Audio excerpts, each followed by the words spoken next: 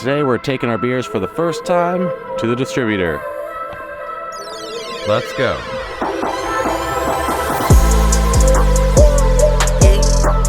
None of my cash can fold, none of my cars are gold, digital dash on hold. None of my cash can fold, none of my cars are gold, digital dash on gold. Beer is finished fermenting and now we can. Obviously we can all our beer ourselves and make all the labels ourselves. And the first step is to sanitize our Duofiller. So we have the Duofiller Gen 2, and this is what we use to can. So on this unit, it has a CO2 purge as well. After it purges with CO2, it then fills the can. Then we have our tops. So we add the top to the can, use the cannular, slide it up and seal it, give it a little wash, and then we put it in our drying bucket. And that's how it's done. And that's how it's done. All right, we are going to hook up our line. The Duofiller comes with two different diameters. This is the larger diameter, so this is for sort of a normal carbonation level. But if you want higher carbonation, then what you use is the smaller diameter, which allows, basically keeps the CO2 from coming out of solution. So what we'll do is we'll hook up to the Duofiller. The Duofiller has these input valves here. So we can put in our tubes. And it also mounts on a nice VESA mount. And now we have like the cheapest, crappiest one that you can buy from the hardware store here. So it's it works. It's not the most ideal, but you know, if it ain't broke, don't fix it. And then what we will do is we will hook it up to our beer out with the filter. However, I want to make sure that this line is sanitized. So I actually have these cool little couplings from Kegland, which basically allows you to turn any normal bottle, which you pressurize by hand, can connect it, and I have a sanitizing solution in here, and then voila. Now it's going to pull from this when we do the canning operation. One important thing is to turn on the CO2, which I have a separate tank just for this unit. Pressurizing and start the other side. Yep, just click it. And now it's pulling sanitizer through the head.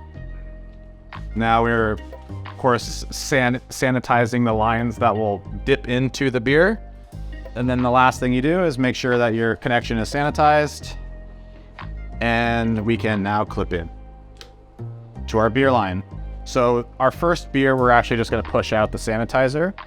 One thing you'll notice is that we have this black insulation on this line, and that the reason is because the beer actually passes directly in front of this radiator, which is pushing out heat. So the enemies of canning are basically having CO2 come out of solution. So it's very important to maintain good temperature control and be as cold as you can, as well as it's important to now maintain a pressure that is higher than your carbonation pressure. So you don't, as you're filling, it's going to be losing pressure in your vessel, and it's important that you make sure that the pressure is always higher than your carbonation level. That way you're never having CO2 come out of solution and be unstable.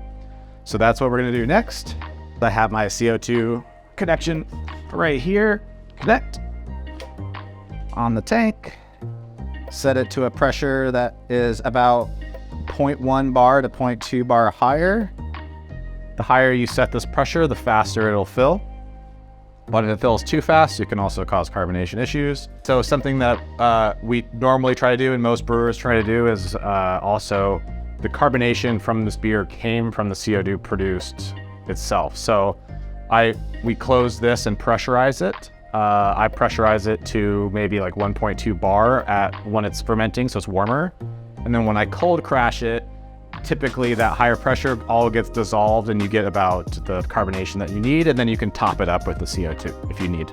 but which is why we have a carb stone here. But for this beer, we didn't really need to. So you could say it's all natural CO2. Something I learned very early on is if you don't maintain pressure here, then you'll have foaming issues. So everyone that complains about the Duofiller foaming, it's almost always because you have your temperature too warm or you don't have the proper pressure. So you need to make sure that your carbonation is completely stable or else you have a bad time. So now we are ready to can. So from our kegging process, we already have filter and stuff purged of CO2 and ready to go. And now that we have everything hooked up, we can. So we'll make sure we use the blue light mode, as it's technically not called, and program it to fill basically foam to the top and then cap on that. Sometimes the first fills are a bit foamy, so you might need to adjust the level as you're going.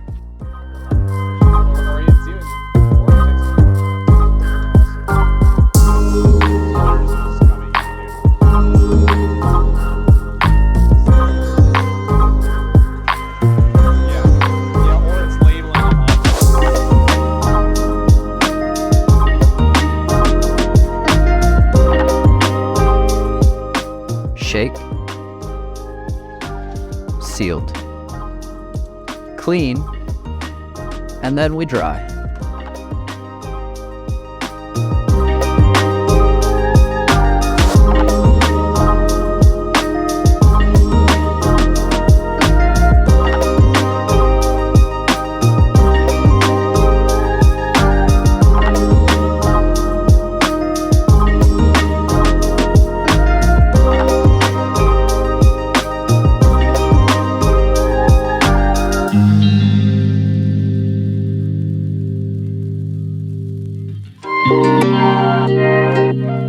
Today we're taking our beers for the first time to the distributor.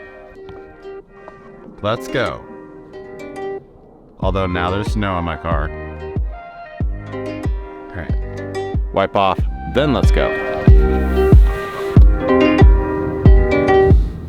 So in case you're wondering where I'm taking my cans to, is a place called Nordic Beverage Solutions. They are both a distributor, so you can store your cans there. They keep them cool and then they send them out to customers.